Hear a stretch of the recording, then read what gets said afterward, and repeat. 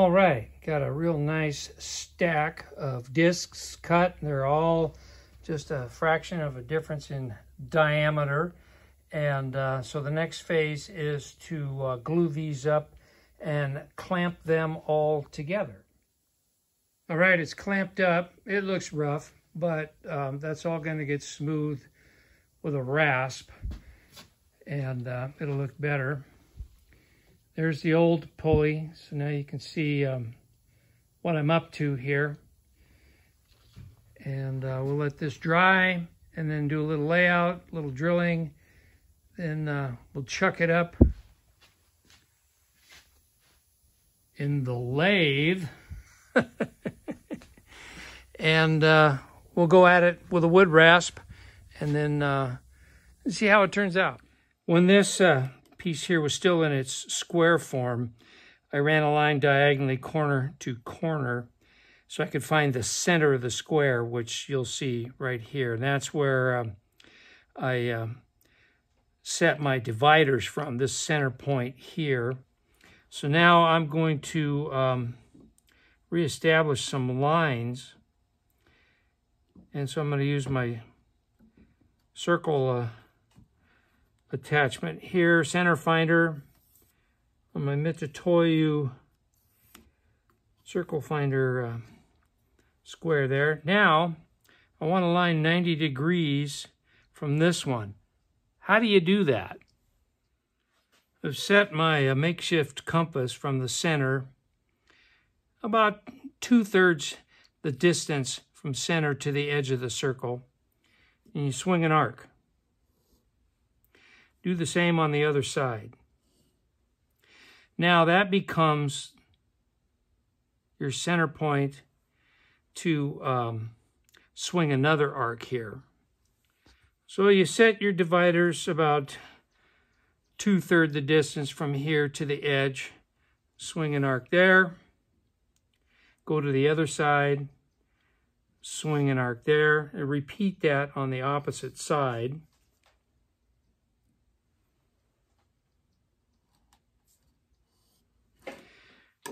Now you've established 2 points that when you, and double check it with the center finder here, where those arcs intersect, scribe a line. Here, and from here to here is a perfect 90 degrees. I'm going to double check that with my little Starrett Machinist square here, courtesy of Bill Cameron, Edge of Eternity.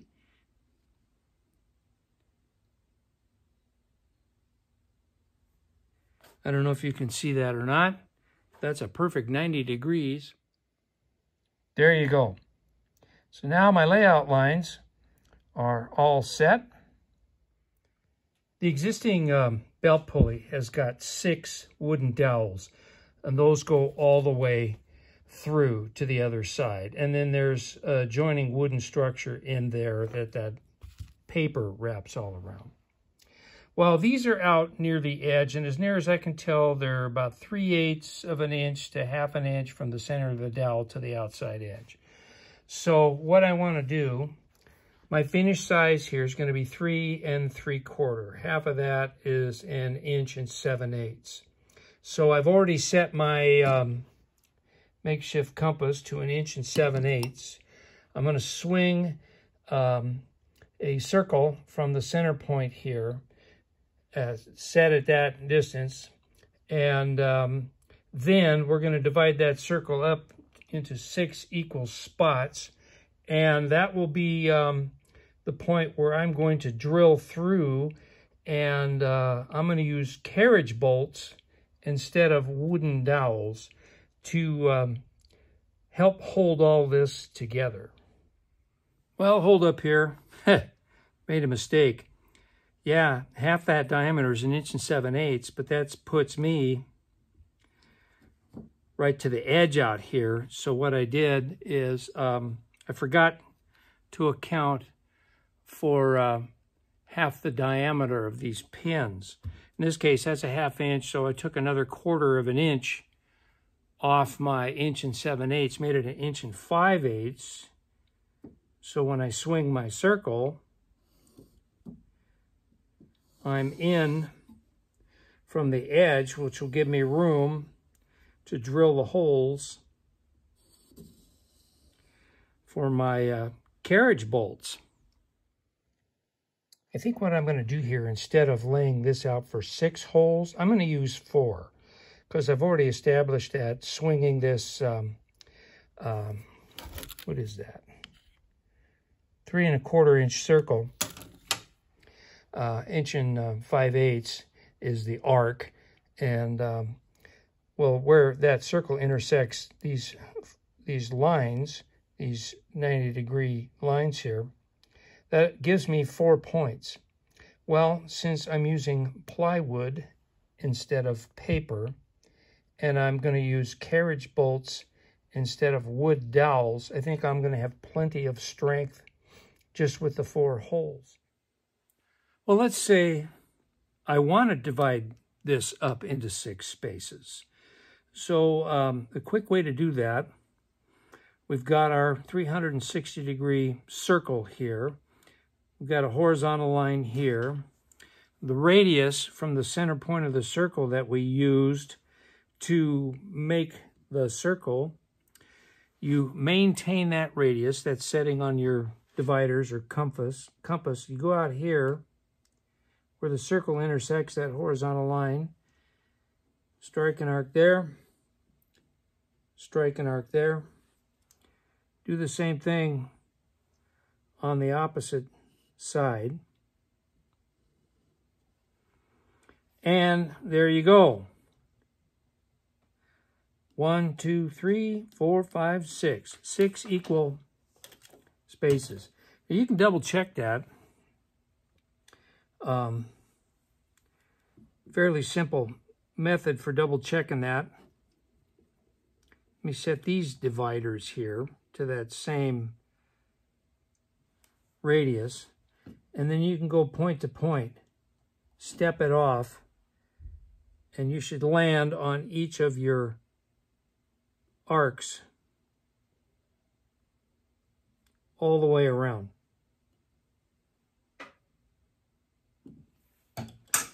There you go. It's divided into 6 equal spaces.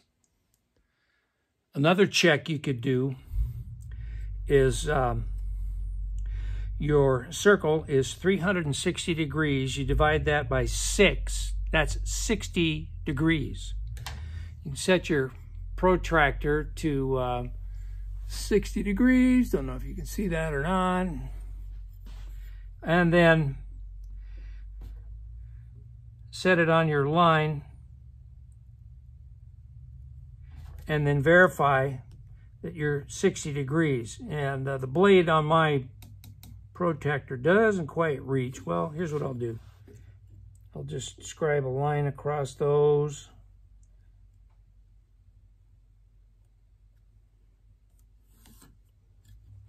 Check it with the protractor. And there you go.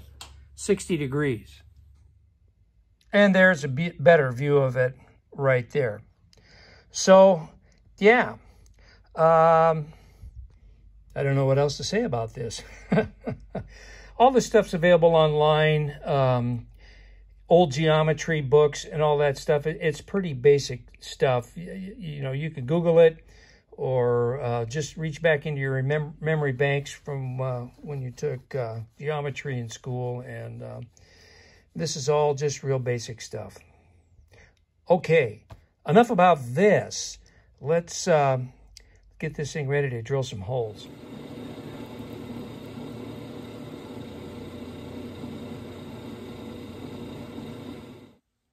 So I didn't have any carriage bolts long enough, and I didn't want to use all thread and mess around with tightening nuts and jam nuts on both sides. But I have quite a few of these 1/4 20 bolts in stock, long bolts in several different lengths from 7-inch. I think these are 5-inch. I have to measure it again. Anyway, so I am going to go with these instead of buying carriage bolts. And yeah, these should work just fine.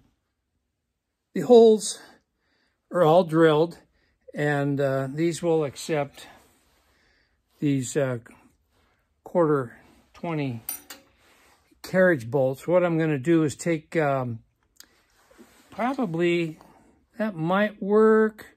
I might go with a little longer quarter 20 as my mandrel in this center hole, and so I can chuck it up in the drill press, because I am going to take a wood rasp and start working this by hand.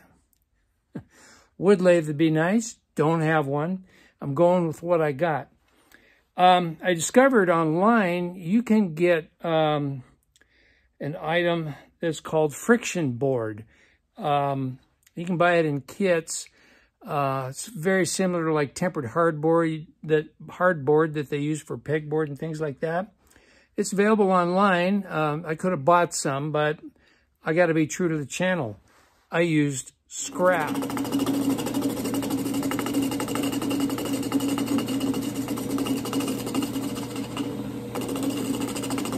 That's a little chattery. I may have to slow this down. I've got some run out to work out of it, but it's coming right along. This is going to take me a while. I don't have any kind of a tailstock here for a center, so I got to be careful that I don't push too hard and bend the mandrel. And yeah, it's it's a lot less wobblier than when I first started.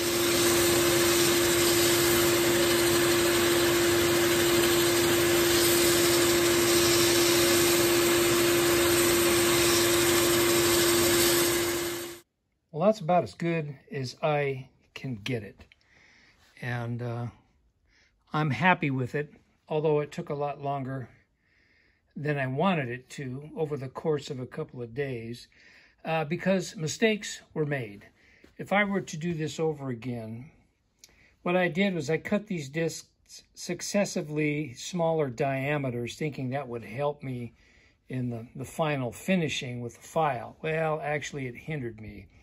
I should have cut squares all the same size, a little oversized, and then laminated them all together and drilled my center hole through the top here, and then cut them out on the bandsaw, just a little bit oversized the finish diameter, and then smooth it out. Problem I had with making successively smaller diameter discs is when I glued them up and then clamped it, they wanted to slip all over the place. And so I had unevenness all over the place, which took a lot more filing.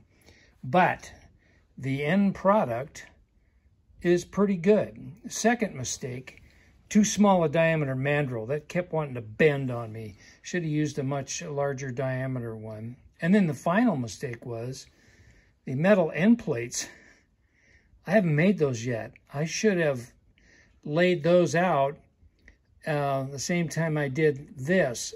I don't think I have a transfer punch long enough to go through this thing to punch a plate and then drill the holes to match exactly. So that's a problem I still have yet to solve. 3.5 inches.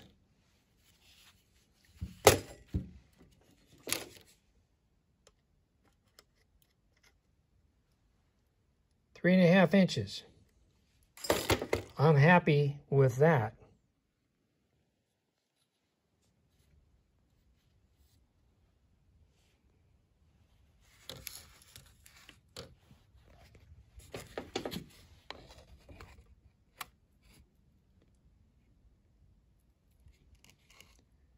Three and 3/4. So I got a 1/4 inch difference between the center diameter and the outside diameter, which gives me a nice crown in the middle. It's a little smaller than this guy. That's due to the earlier mistakes that I mentioned, but still, I think that's going to be a usable wooden belt pulley. And one other thing that I haven't considered, I'm going to go have to find that patent drawing again for this drill press and see if they specify a pulley size from the line shaft to the driven pulley here. I'm going to have to get the books out and take the crown diameter of the wooden one I just made and take the diameter of this one and, you know, check the ratio and all that and see what kind of a speed that's going to create. What I don't want, of course, I have speed adjustment with these step pulleys, top and bottom, but what I don't want is having the electric motor drive this thing too fast. It'd be okay for smaller bits, but when I get into the Mongo stuff, that could be a problem. But I guess that's a bridge I'll cross when I get to it.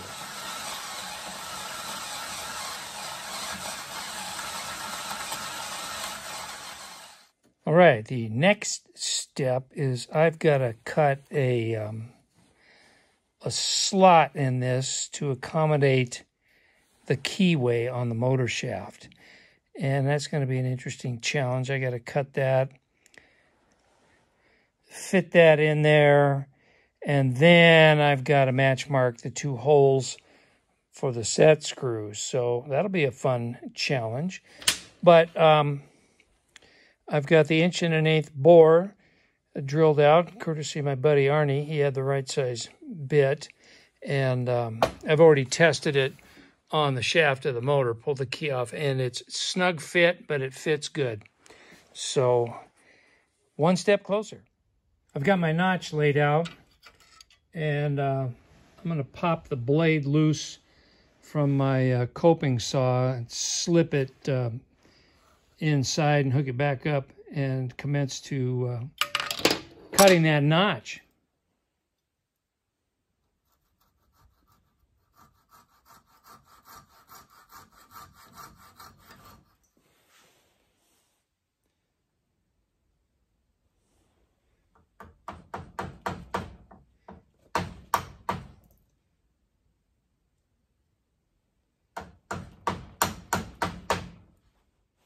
Well, I think that's gonna work.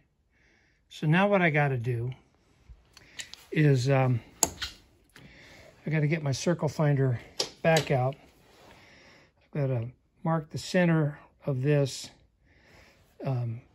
up here, or actually down here where the slot is cut on the opposite side, and lay out for these holes. And these holes are a little bit offset from center to account for how far in on the shaft it goes and the length of the key and all of that. So I got to duplicate that onto here, and so I'll get to laying that out.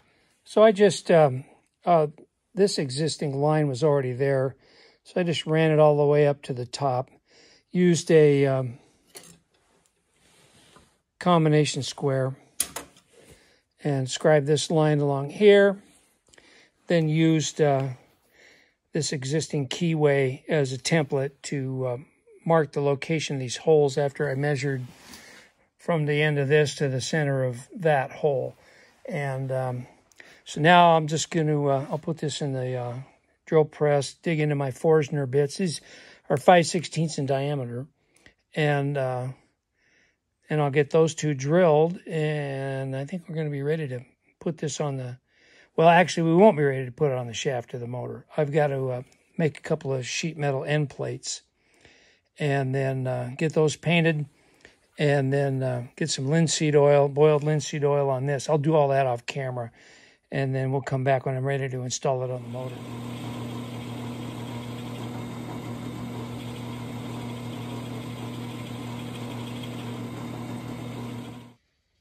Next time I get to town, I'm going to pick up some 3/8 socket head set screws and replace these existing ones. They're pretty beat up and they're mismatched, and I'd like to be able to use an Allen head and put a little blue Loctite and really cinch them down, and so there's no chance of slipping, or at least a reduced chance.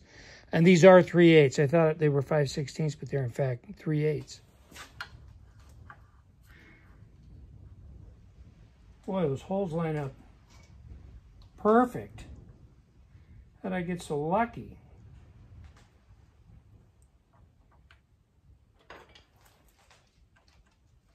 these started.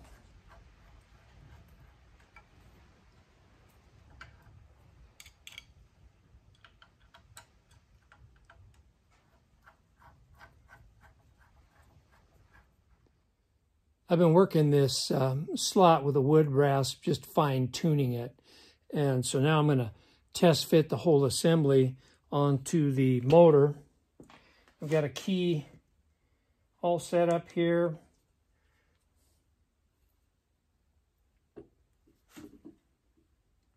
Let's see. Oh yeah.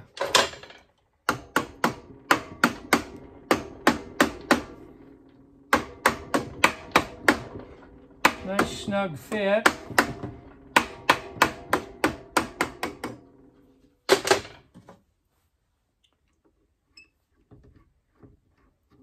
Tighten these set screws down on that key.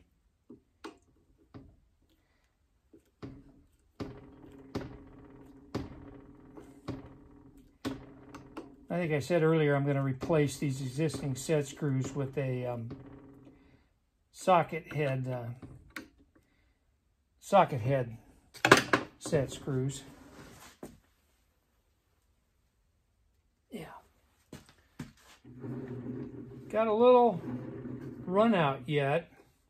So I think what I'll do, since I got it on the motor, I'll fine tune that with a wood rasp, although it doesn't look too bad. Well, let's plug it in and see how bad it is. Noise alert.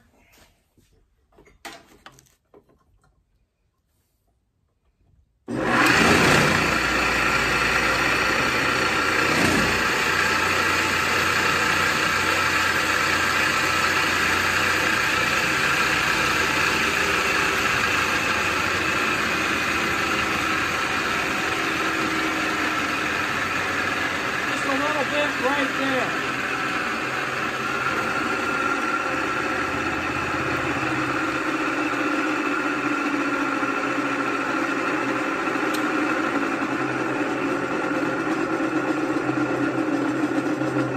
I don't think that's going to take too much to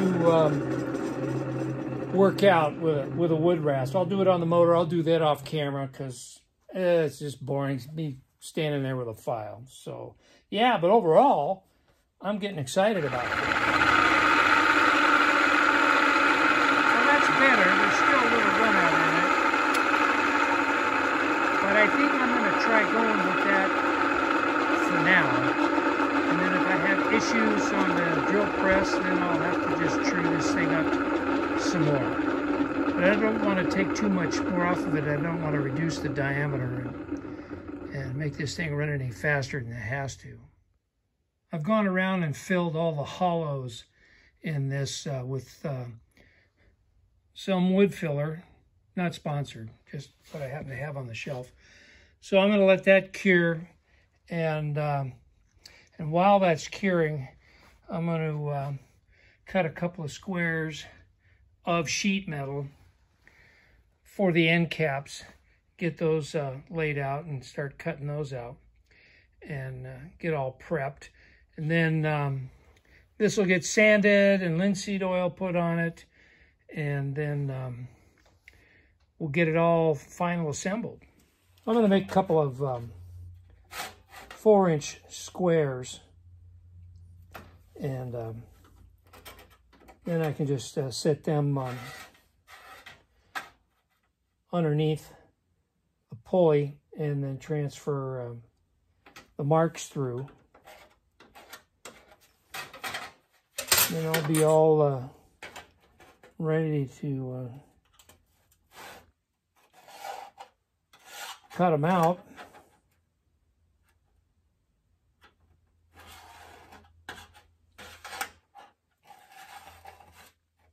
Oop.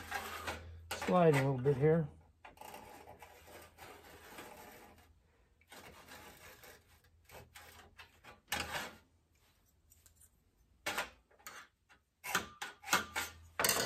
All right.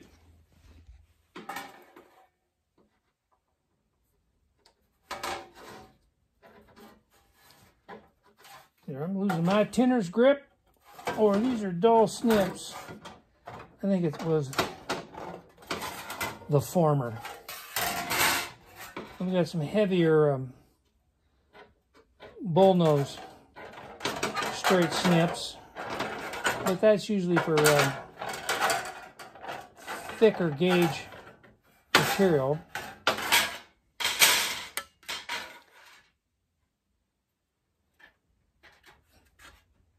One of these days, I'm going to have to do a little demo like Jerry Kirkpatrick did on his channel on how to sharpen snips. I don't know, you let me know in the comments if you think that's worthy of your time. I'm going to take my trusty scratch awl and mark out the this larger shape in the middle. It's also got the notch for the keyway. All right, that should be visible to cut out. My Harbor Freight transfer punches happen to be long enough to go through the length of the pulley. So that makes it easier to match mark the holes here. So I can punch those out.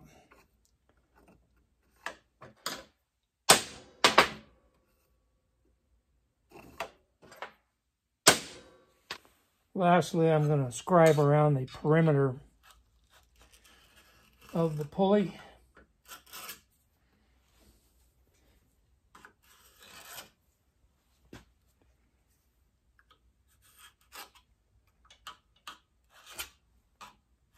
There. This is my Whitney number 5 Junior sheet metal punch. I'm just going to go around the perimeter where I use the transfer punch to mark the locations of the holes that are in the pulley. And that's clearance hole for a 1/4-20 bolt. So I'll just keep working my way around here and bring you back when it's all done. This is an old tin bender's trick we used to use in my hayvac days. You take your old wooden handle screwdriver and you cut right across your metal like that, and then you can get in there and you can see it cuts a sliver out there, and then you can get in there and just pry it up slightly so you can get the tip of your snips in there and cut that shape out.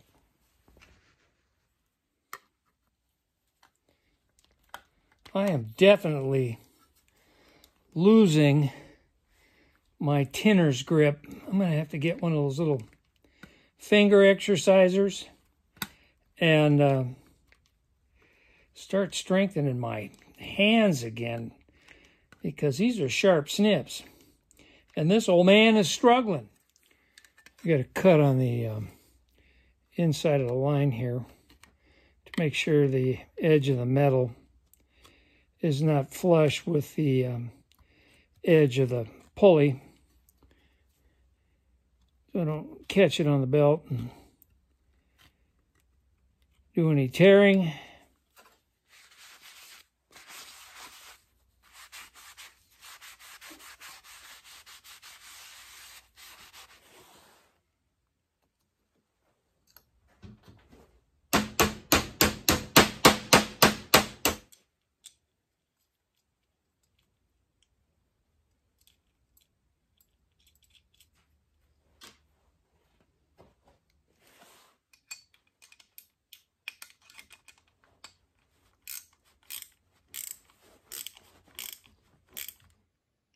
Now this is funny. Anybody see a problem here?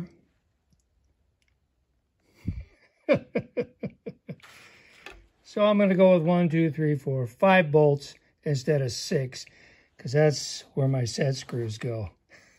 If I make a doofus error, I show it. Don't ask me how I didn't catch that doofus mistake earlier, but it is what it is. This will work just fine with 5 bolts instead of 6. Remember, originally I was just going to go with 4. So, but that's funny. I mean, I lined it up perfect too, only it's wrong. You woodworkers out there were probably cringing through this whole video as I was making this this pulley. But hey, I was just running with what I had. Used some scrap. Don't have a lathe. Wouldn't do enough turning work to justify buying a lathe, even though used wood lathes aren't that all expensive. Plus, I really don't have the real estate for it here in the shop.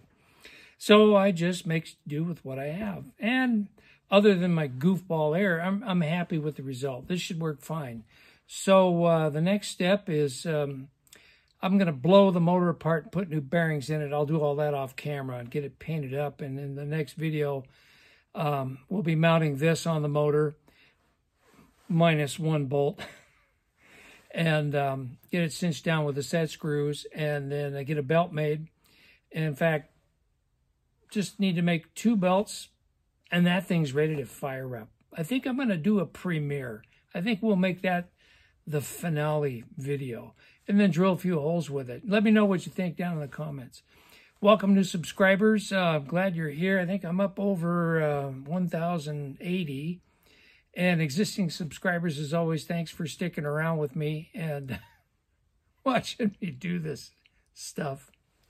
So with that, I'm going to say bye for now. You all have a great day, and we'll see you soon on the next one. Later, everybody.